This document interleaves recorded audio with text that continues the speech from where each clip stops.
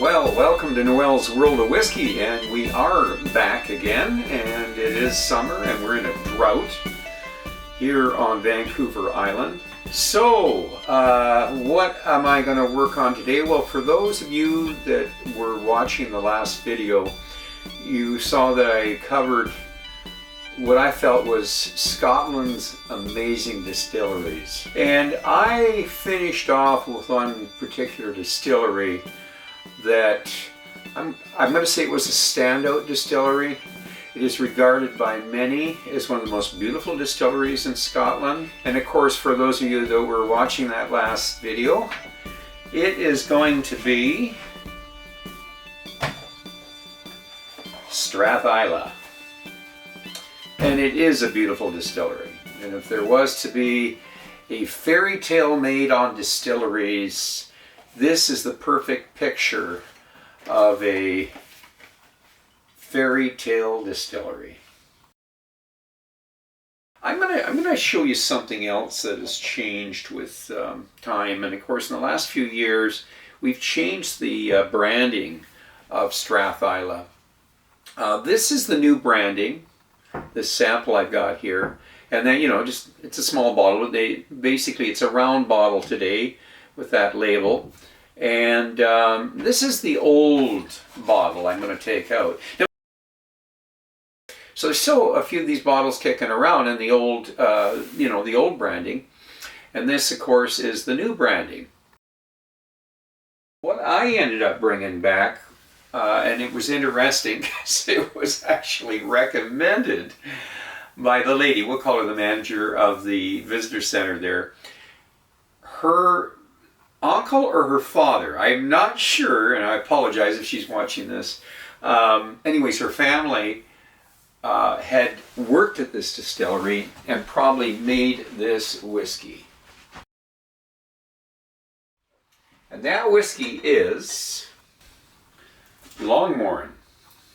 So this is very similar bottle.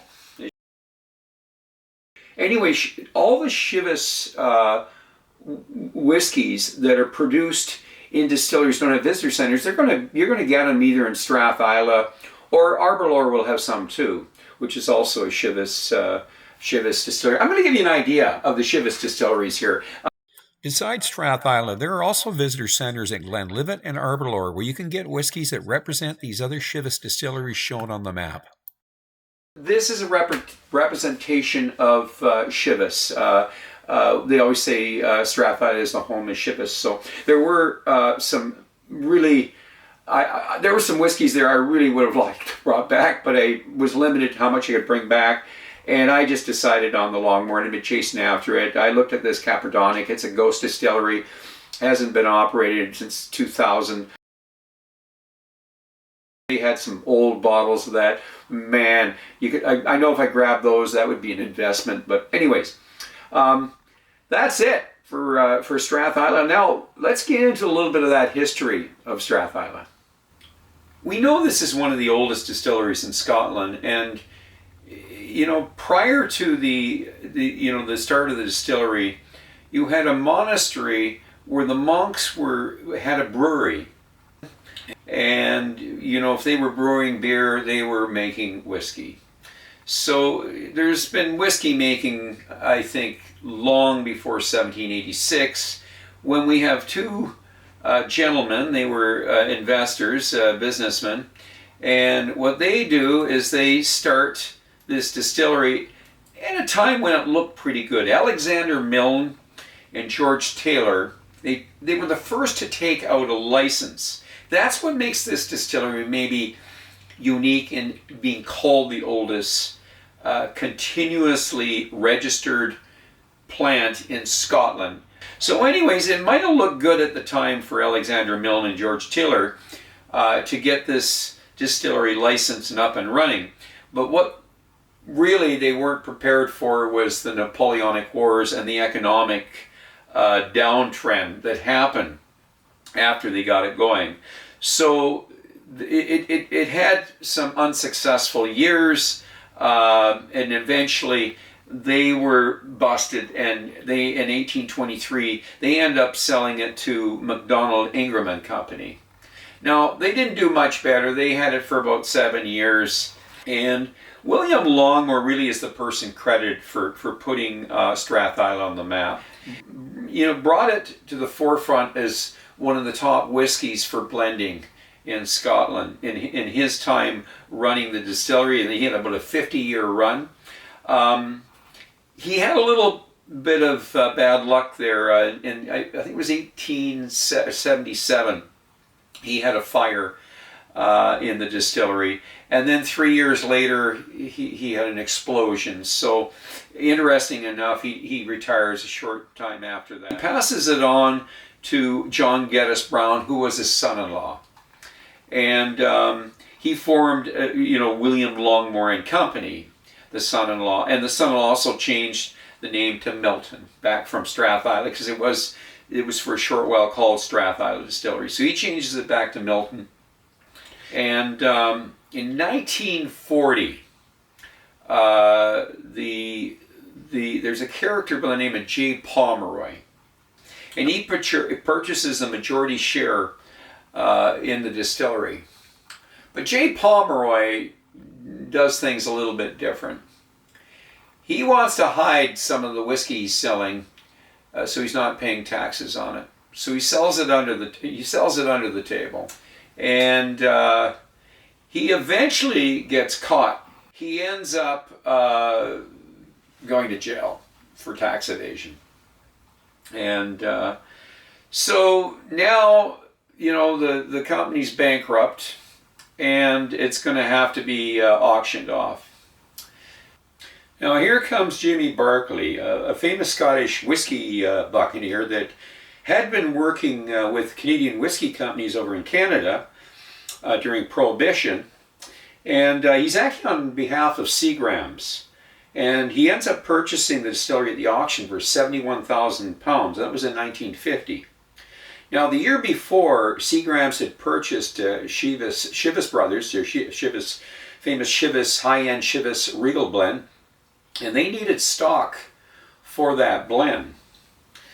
So anyways, Seagram starts falling on hard times. The largest beverage company in the world suddenly starts to implode. And here comes Pernod Ricard. And they purchase Chivas and those distilleries, Strathisla and the many other distilleries that were part of the Chivas company. I'm going to give you some quick facts on what is inside the distillery there. First thing, when you go into the distillery, it's cramped. It can't expand inside anymore. It has a 2.4 million liter production annually. The first thing you see is the old red Porteous mill. Then you have a 5-ton stainless steel mash tun with a screen just below an almost flat copper top. Then we feed into the 10 Douglas fir washbacks at 24,000 liters each with a 55-hour fermentation time. The two 13,500 liter wash stills are charged to 12,000 liters, and the two 12,000 liter spirit stills are charged to 8,100 liters each. The new make spirit is between 63 and 70% ABV, and the cask filling strength is between 55 and 65%. The whiskey is aged in American oak bourbon casks as well as first fill and second fill sherry casks. There are 3 dunnage and rack warehouses on site. The Broom Hill Spring and the Fons Bolines Well has always been used as the water source, which was historically used by the monks. So now we can get into the whiskey. We're going to compare the old 12 to the new 12. This 12 is 40%. This 12 is 43%. Now, there is a number on each one of these, and I am going to identify the number right now. This is number 1, this is number 2, but we're going to lose those numbers pretty quick. And what we're going to have here basically is a whiskey that we are going to go on taste without identifying exactly which glass is which glass. How's that sound? We're going to look at the two. So you can see the difference in the color. Hard to tell. And I am ready to test them. Now, I'm going to put this in front of here because really, at this point here, we're going to keep this whiskey on the right and keep this whiskey on the left without knowing which bottle it came from, okay? So, I'm going to start with the right whiskey here. Not knowing what it is, I'm going to give it the nose. And I've got peaches, apples, you know, the pears. Yeah, I'm getting some vanilla notes. And so fruity and vanilla. A little bit of cinnamon. Also slight in smoke. Okay. I'm not going to spend a lot of time on them. Now the one on the left. Oh, it's different. It's definitely different. Still fruity. I don't know it's as sweet as this guy here. There is cinnamon. There is spice. A bit of the allspice, but the spices are just different intensities, different dynamics to how they're coming on. Something else in this one that wasn't there, it's a solvent smell. Yeah. Not a good start for that one there. Let's give it the palate now. Let's do the palate on the one on the right.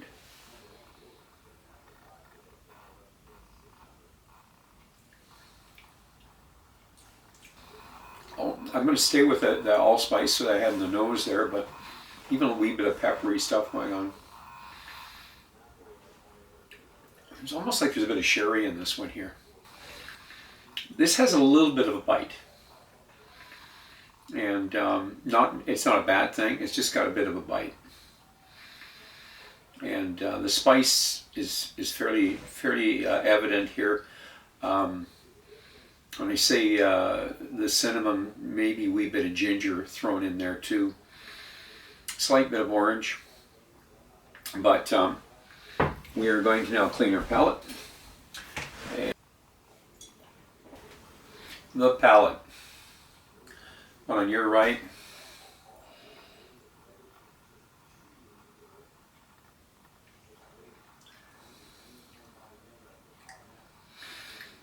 The palate is much better than the nose. Caramel, butter tarts, vanilla, lots of fruit. And when I say lots of fruit there, it's going to be a mix of the ripe fruits like the apple and apricots. I'm going to say that this seems to fade faster than that one there. I am now going to go for the development on this one on your left. Solange.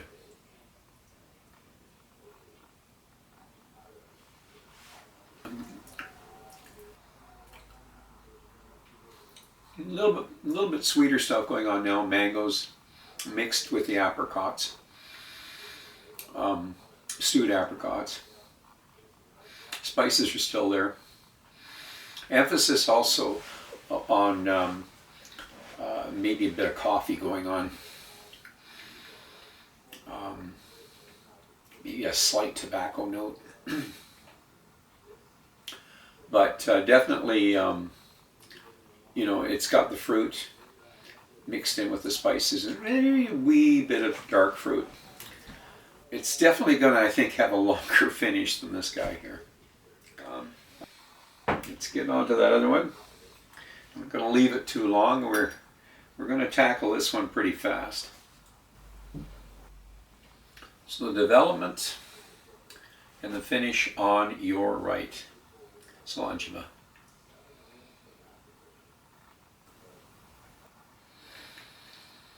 Well, this is getting better.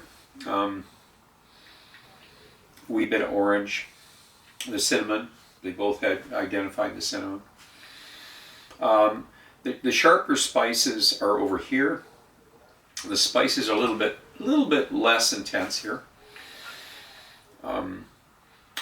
It definitely is a little more defined now than it was when I first did the palate.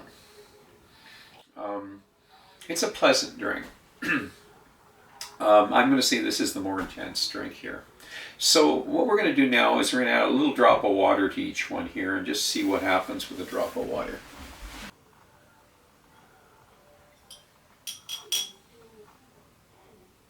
Clear my palate again. Okay, the palate with water.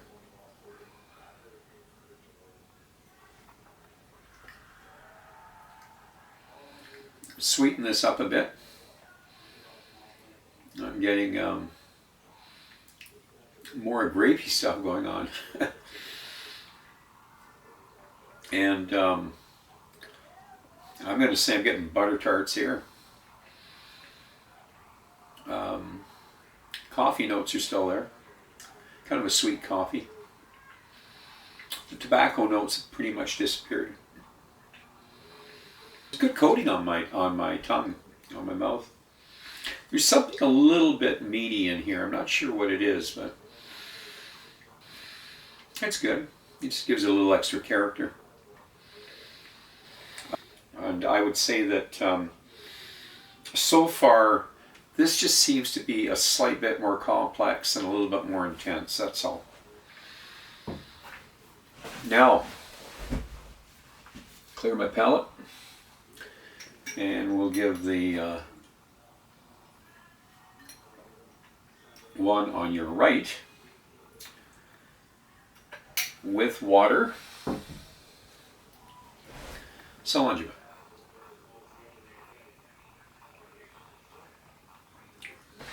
I'm just getting much more fruity. Lots of sweet and sour. And I'm not getting any solvent notes or anything like that. It's this is definitely a very approachable drink. There's nothing really foul about it. It just isn't. I'm not getting an overly complex drink here, but a presentable drink. It's not, at the same time, it's not what I call a dead dram. It's there's something here. It's just not quite as complex as this guy here. And if you like a fruity drink, it's got pretty good balance between the fruity, the sweet, and the sour. Overall, nothing wrong with this. I just don't think it's quite where that one there is. So, but how would I rate them? Oh, it's going to be a point difference in them, that's for sure. But as a 12-year-old, I'm going to say that I would probably rate this drink here around 84-ish.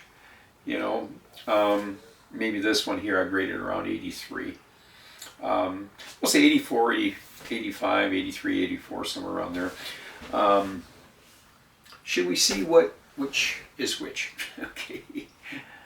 Okay, let's take a look. So this guy here is number one. So, as I finish off here, we know that this guy is 43%. We know this is 40%. In this case, with something like Strathisla, where you've got an older and a newer whiskey, I thought it would be a fair comparison with the ABVs close together like that.